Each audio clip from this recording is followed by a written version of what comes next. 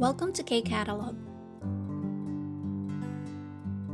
Level 4, Unit 5, Textbook, page 63, first grammar natin.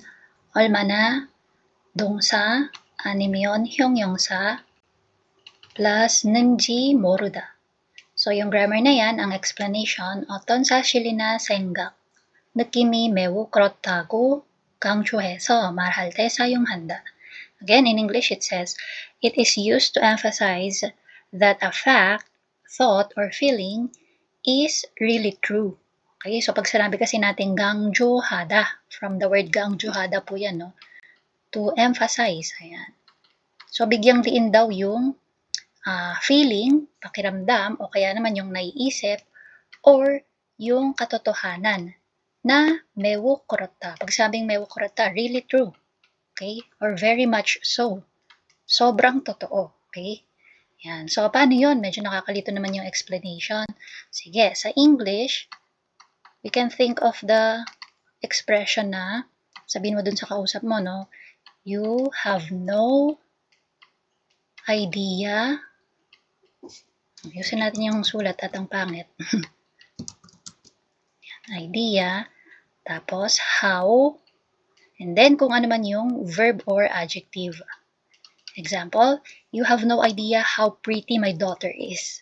Okay, wala kang idea kung gaano kaganda yung anak kong babae. Yon. So parang sinasabi mo, binibigyang diin mo yung katotohanan na ganun kaganda yung anak na babae, no? To the point na hindi mo alam, wala kang idea. Pag nakita mo, magagandahan ka talaga. So parang ganun siya, no? Nunji moroda. So sa Tagalog natin, no? Pwede yung hindi mo alam.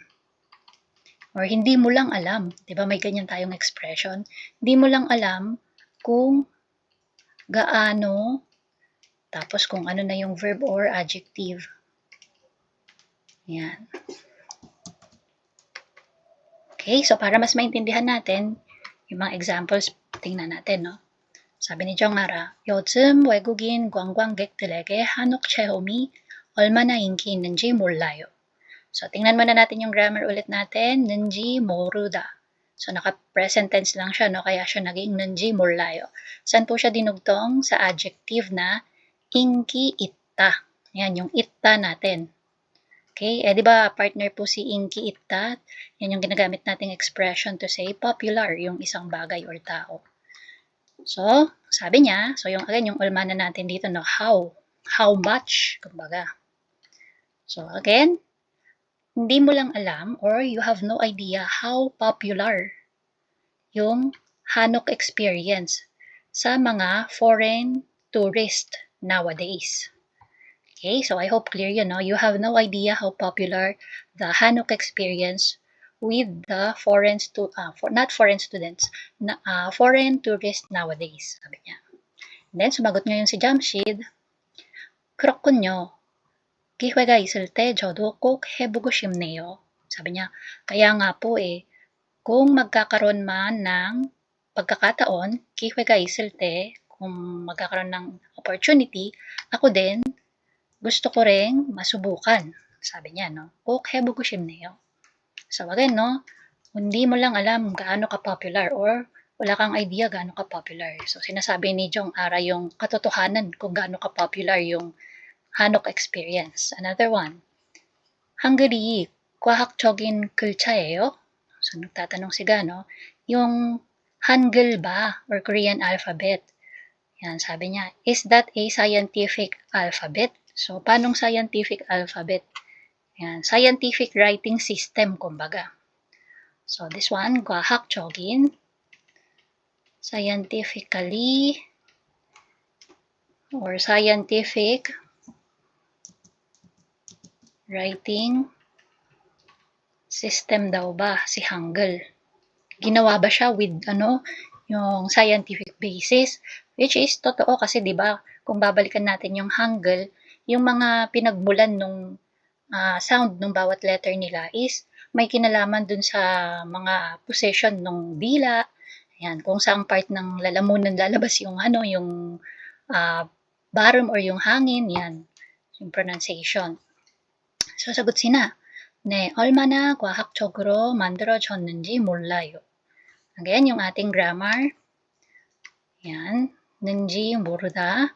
Kanina naman siya dinugtong this time sa verb naman, no, na mandelda. So, naka-mandirojota lang siya, no.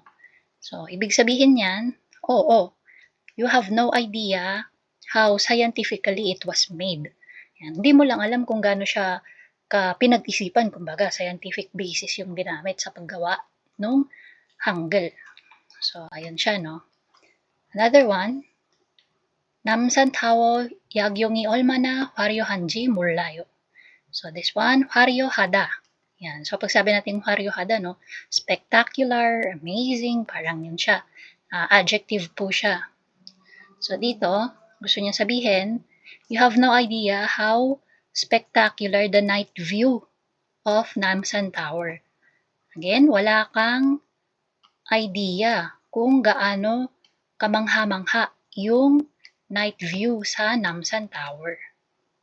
Then yung last one, 경주의 옛 유물이 얼마나 많은지 몰라요. So this one, how, yan, tas 는지 모르다, naging ano lang siya, no, 은지. So mamaya pag-usapan natin yung, ano na yan, rules. So, dinugtong siya this time sa adjective na manta. So, you have no idea how much, okay? So, or gaano karami. Ang alin? Yung mga relics. So, yumul again is relics, no? Hindi mo lang alam kung gaano karami yung mga yet. Pag sabing yet is, old or yung mga sinauna, no? Yan. So, parang ancient, yung mas magandang word. Yan. So, ancient yung yet, and then, yumul relics. Okay, saan daw? Sa Gyeongju. So, again, you have no idea how many ancient artifacts are there in Gyeongju.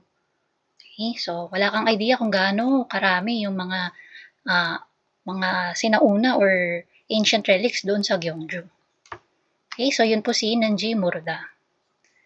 Dito sa rules natin, so dahil verb and adjective, pareho mo silang pwedeng dugtungan yan. So kapag, si verb muna tayo. So, pag verb ang dudugtungan mo, may batchim or wala, pareho lang, nunji, moruda. So, gada, drop mo yung da, walang batchim, ga nunji, moruda. Chushim, hada, so ganun din siya, no? Walang batchim, chushim, ha, nunji, moruda. Tapos, salda, yan, so merong batchim si salda. Kaya lang dito, dahil nakastar siya, so bulgyuchik, special case siya, no? So, yung real, mawawala yung real. Kaya naging sana lang siya dito. Tapos, ganun din yung idudugtong nunji lang din, no? Nunji, murda. Sa nunji, murda. O, ano ba yung mga example ng bulgyuchik? Real bulgyuchik. Yung palda, to sell. Ayan. So, hindi mo lang alam kung gaano binibenta. Okay? So, kung gaano karami binibenta yung mga ginto ngayon. So, parang ganun kunwari yung sentence. So, yung palda mo, drop mo yung da, and dahil real bulgyuchik nga ito, so, mawawala yung real, magiging pa na lang siya, no? And then, add nunji, murda. Yan. Tapos, usually naman, yung mga sentence na ginamit sa example, yung moruda, naka-present tense yung ending, no? Murlayo, murlayo. Okay? Tapos, magbigay pa tayo ng example ng verb na hindi naman bulgyuchik. So, paano naman kung ang verb natin is mokta? Ayan. So, basic lang yan, no? Drop mo yung da, may batchim. So, ganun din. You just add nanda. Mongnunji. Moruda. Kunyari, ang usapan, uy, ang payat mo naman. Tapos, isasagot mo, uy, wala kang idea kung gaano kalakas kumain yan. Okay, so, 얼마나 먹는지 몰라요. Okay, so, ibig sabihin, malakas siyang kumain. Hindi lang halata kasi mapayat, no? So, yung mga ganong klase ng example. Tapos, dito tayo sa activity 1. So, dito. Tingnan natin example. 창덕 궁에 관광객이 많다. So, yung gung is palace po yan, no? So, Changdok is yung pangalan ng palace. Sabi niya, madami daw turista sa Changdok Palace. Tapos, ginawa niyang question. 장덕궁에 관광객이 많아요? Marami bang turista sa Changdok Palace? And then, dito sa sagot, 정말 많이 방문하다. So, ne. Tapos, 관광객이, so, dilagyan niya lang ulit nung 관광객 kasi ngayon yung tinatanong, yung mga turista. Yan. Tapos, 얼마나, so, take note of this, yung 정말, mawawala siya, mapapalitan siya ng 얼마나. Yan. So, naging 얼마나 많이 방문하는지. So, dahil 방문하다 is verb, so, drop mo yung da and simply add 는지. Yan, 모르다. Tapos, nakalimutan ko pala na balikan yung rules do para naman sa adjective. Buti na lang. Okay, so, balikan natin to. Pag naman adjective ang dudutungan natin, ayan. So, hyongyongsa, you have to check if may 받침 or wala. Pag may 받침, 은지 모르다. Pag walang 받침, 니은지 모르다. So, 넓다, 좁다, parehong may 받침, kaya 은지 모르다 yung nakadugtong. So, 신기하다, walang 받침, kaya 신기한, so 니은지 yung nakadugtong, no? 니은지 모르다. Ano pa example ng walang 받침 na adjective? 예쁘다, ayan. 예쁘다, pretty. So, magiging, drop mo yung da, tapos magiging 예쁜지. So, 니은지 모르다, no? Yung idudugtong. 예쁜지 모르다. Tapos, itong 미끄럽다, yan. So, meron tayong 비읍, 불비읍식 naman to, no? Yan. So, ang nangyari, papalitan mo lang yung 비읍 ng u muna, no? Yan. So, si 비읍 magiging u, tapos, tsaka mo siya lalagyan ng 니은지 모르다 kasi nga wala siyang 받침, no? Yan. So, magiging 은지 모르다. Ano pa yung katulad ni 미끄럽다? 시끄럽다, maingay. So, ganun din yun, no? Magiging 시끄러운지. Yan, sulat natin. 시끄럽다. So, magiging 시끄러운지 모르다. Yan. Ano pa? 가볍다. Magaan. So, magiging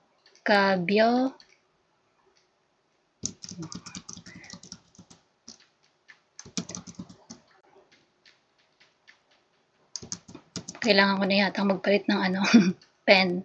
가벼운지 모르다.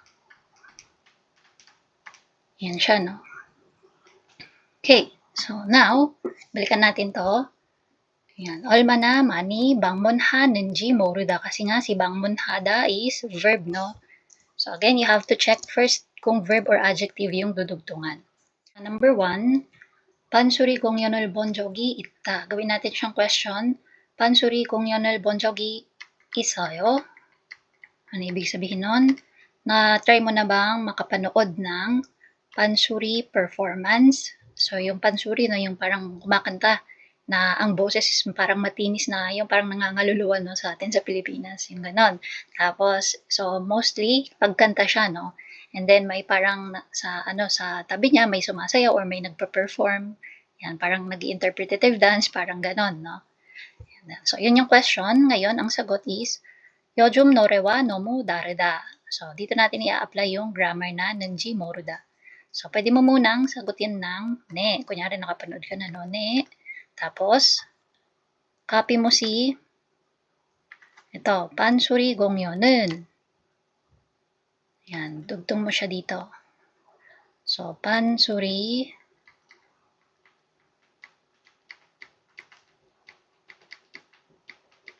공연. Tapos, pwede mong idugtong na yung yung gwa. pansuri 공연과. Or kung ayaw mo nung gwa, kasi yung gwa mo dito, parang magiging ibig sabihin niya is with.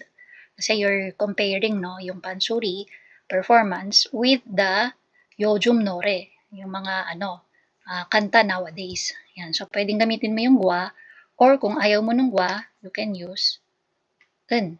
Yung un or 는 na topic particle, no? So, pansuri 공연은. Yan. So, kahit alin dyan sa dalawa. Then, idugtong mo na si 요즘 노래와 너무 다르다. Kaya lang, dito, may tatanggalin ulit tayo. Dun sa example, ang tinanggal natin is yung 정말, pinalitan natin ng 얼마나. Kasi di ba yung 얼마나 natin is how or how much, parang sinasabi mo yung degree kung gaano. So dito, yung word na yon na nagbo-modify kung gaano, yan yung degree, kung gaano siya, yan is 너무. So yung 너무, tatanggalin na natin yan, papalitan natin ng 얼마나. Diyan natin ipapasok si 얼마나. So, 얼마나. Tapos, yung 다르다. So, this is adjective. Drop mo yung da, walang 받침. So, 니은지. 다른지. And then, 몰라요. So, yung pinakasagot na, 네, 판소리 공연과 or 판소리 공연은 요즘 노래와 얼마나 다른지 몰라요. Ano ibig sabihin ng sagot? Yes, nakapanood na, no? Tapos, you have no idea kung gaano kaiba yung pansuri performance sa mga kanta nowadays. So, yun yung ibig sabihin ng sagot. For number 2, 시험이 모두 끝났어요. Yan. Tapos nyo na ba lahat ng exam? Tapos, 네. And then, 시험이 모두 끝났어요. 마음이 무척 가벼워졌다. So, kahit wala na yung ano, no? Yung 시험이 모두 끝나. So, diretso na tayo. Yan. So, 네. Yan, 마음이. Tapos yung tatanggalin natin dito is yung 무척. Yan. Usually, yung tatanggalin mo po dyan is yung adverb, no? Yan. So, 정말, 너무, 많이, 매우, 무척, ano pa, 아주, yung mga yon. So, this one, magiging 얼마나 na siya, no? 얼마나 가벼워졌. So, drop mo yung da. Tapos ito, although siya ay, adjective, 가벼워요. Kaya lang, may, siya, no? 가벼워졌다. Naka-past tense siya. So, this one, 는지 yung idudugtong natin. 가벼워졌는지. 몰라요. So, ano ibig sabihin nun? Sagot niya, oo. Dahil tapos na nga daw yung exam, Xiaomi modo. So, kung gusto mong idugtong tong part na to, yan, paano mo siya idudugtong? Pwede mo sabihin, 네, Xiaomi modo 끝나서. Okay, tapos, sunod mo to, 마음이 얼마나 가벼워졌는지 몰라요. Okay, or pwedeng Xiaomi modo 끝났기 때문에, or kung ano yung mga natin, no, pwedeng idugtong pa na grammar. Yan. So, para kung ayaw mo ng mahaba, pwede na rin yung ganito lang, 네, 마음이 시험이 끝나서, 모두 끝나서 얼마나 가벼워졌는지 몰라요. Yan. So, siguro dagdag ko na lang din dito sa rules. Yan. Para paano kapag naka past tense na, whether verb or adjective man yan. Okay? Or para mas madali, kung yung word mo, whether verb or adjective yan, kapag yung final vowel niya is unahin natin si itta, opta, yan. At saka yung mga naka-past tense. Yan. At, ot, het. So, kapag ganyan yung final consonant or yung final syllable ng word, yun. So, you just have to add 는지 모르다. 는지 모르다. Okay? So, this time, hindi mo na kailangang i-check kung ano ba yan, verb or adjective. So, just take note kapag ita, opta, tsaka mga naka-past tense. So, 는지 모르다 po yung idudugtong. Katulad nung nandito sa number 2. Yan, 가벼워졌다. So, originally, adjective siya, pero dahil nga naka-ot or past tense yung niya dito, final vowel niya. So, hindi na natin i-check kung verb or adjective ba yan. Automatic, 는지 모르다 yung idudugtong. And then, number 3, 한국의 옛 궁궐이 모습을 봤어요. Ano ibig sabihin ng question niya? Nakita mo ba yung mosup is structure, no? Yan, appearance or structure ng mga dating palace. Kunggol. Yan, gunggol po is yung mga dating palaces. So, pag pa-question siya, so malamang sa'yo tinatanong yan, no? O, nakita mo na ba yung mga, dating palaces ng Korea? Tapos, sasagot ka, ne. Yan. Tapos, nebuga, mewu. So, ito yung tatanggalin natin, no? Si mewu. Siya yung papalitan natin ng olmana. Olmana, 웅장하. So, 웅장하다. Ano ang ibig sabihin ng 웅장하다? It means magnificent. Yan. So, mamaya natin isulat yung ibig sabihin niya. No? So, dahil ito ay magnificent adjective, check mo, may bachim or wala? Wala. Kaya, niyenji. Yan. 몰라요. Yan. So, again, yung unjanghada. Unjanghada pala. Sulat ko na lang dito. Unjanghada means magnificent.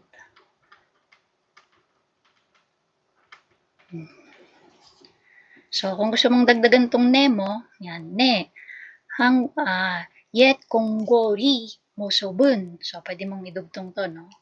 Yet konggori, palitan natin ng kulay para So, sama mo na yung 한국. 한국의 옛 konggori mosobun. So, dugtungan mo lang ng en. Yan. Pasok mo siya dyan. Tapos, yung mosobul, dadugtungan mo lang ng en. Yan na. Tapos, nebu가 얼마나 unjanhan지 몰라요.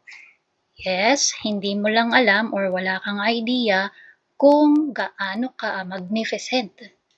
Yung nebu. Pag sabi pong nebu is yung interior, sa loob. Yan. Wala kang idea kung gaano kaganda yung interior dun sa mga old palaces ng Korea. So, parang ganyan yung sagot niya, no? Then yung number 4, 휴가를 재미있게 보냈어요. Na-spend mo ba ng masaya yung iyong holiday or yung bakasyon mo? Yan. So, 휴가, vacation or holiday mo yan, no? Yan. 재미있게 보냈어요. Did you have fun or did you have a fun vacation? Yan. Tapos, yung sagot, 네. 고향 친구들과 정말 재미있게 보냈어요 or 보냈다. So, dito, tatanggalin natin yung 정말. Papalitan natin ng 얼마나. 네, 고향 친구들과 얼마나 재밌게 보냈. So, drop yung da. And again, naka 시옷 받침. ibig sabihin past tense. So, 는지. 보냈는지 몰라요. Yan. Yes, you have no idea how I really had fun time. Ayan, with my hometown friends. Okay, so excitingly kinikwento, no? Wala kang alam kung gaano kasaya yung mga oras na kasama ko yung mga kaibigan ko. Parang ganyan siya. Okay, so yun po yung ating Nanji Moroda. Then, dito sa number 2, 우리 반 친구들이 장점에 대해 얼마나 는지 모르다를 사용해서 이야기해보세요. So, gamitin daw natin yung grammar na yan para sabihin yung about sa 장점. Again, pag sabing 장점, no, yung advantage o kaya naman yung mga positive points or positive characteristics daw ng iyong kaklase, ban 친구들. So, dito example niya. Sino ba to? Si Iring Shi ba yan? Or si Guchon. Ayan. So, anyway, sabi niya, 이링 씨가 얼마나 요리를 잘하는지 몰라요. 지난번에 이링 씨가 빵을 만들어 와서 먹어봤는데 정말 맛있었어요. Okay? So, sino yung dinidescribe niya? Yung classmate niya na si Iring. So, sabi niya, you have no idea kaano kagaling magluto si Iring. Okay? So, you have no idea gaano kagaling magluto si Iring. Tapos, dinugtungan niya na. Supporting information. Sabi niya, last time, so, si Iring, gumawa siya ng tinapay. So, 빵을 만들어 와서, ibig sabihin, dun sa klase nila, no? Gumawa siya ng bahay dun sa bahay, gumawa siya ng tinapay dun sa bahay, and then dumating siya sa klase, yun nga, yung dala niyang tinapay, kinain daw nila. 먹어봤는데, and then, 정말 맛있었어요. sobrang sarap. Yan. Okay, so na-prove yung sinabi niyang wala kang idea gaano kagaling magluto yan si Iring. So, ikaw din, try mo din gumawa, no? Describe mo yung classmate mo, kahit hindi classmate. So, anyone nakakilala mo, ano yung niya, advantage niya or magandang character na meron siya. And since gusto mong sabihin na ganun talaga, so how much, okay? Kung gaano siya ka, adjective, or gaano ka, and then verb. So, dito yung gawin nating example, kunwari si Jason. Diba si Jason, magaling kumanta daw si Jason based dun sa mga previous na kwento sa book. So, sabihin natin, wala kang idea gaano kagaling kumanta yan si Jason. Tapos yung supporting detail natin is, nung ilang buwan lang yung nakakaraan, sumali yan sa singing contest, tapos nanalo siya ng grand prize. Ayan. So, yun yung gawin natin example. So, this one. So, ito, Jason 씨가 얼마나 노래를 잘 부르는지 몰라요. 몇 달 전에 노래 대회 참가해서 대상을 받았어요. Okay, so dito, yung ginamit natin is 노래를 부르다. Yan, so, 잘 부르다. Then, nilagyan natin ng 는지 몰라요. Okay, so again, nandito yung sinulat ko pa dito. Nandito na pala sa Danojang. 웅장하다. So again, ibig sabihin po niyan is magnificent. Yan. Ano pa? Majestic. So, yung kamangha-mangha. Talaga namang mapapawaw ka, kumbaga. Okay? So, ayan po yung ating first grammar for level 4, unit 5. 얼마나 는지 모르다. And that's it. If you find this video helpful, please hit the like, share, and subscribe button. So I still hope to see you in the upcoming videos, and again, thanks for watching.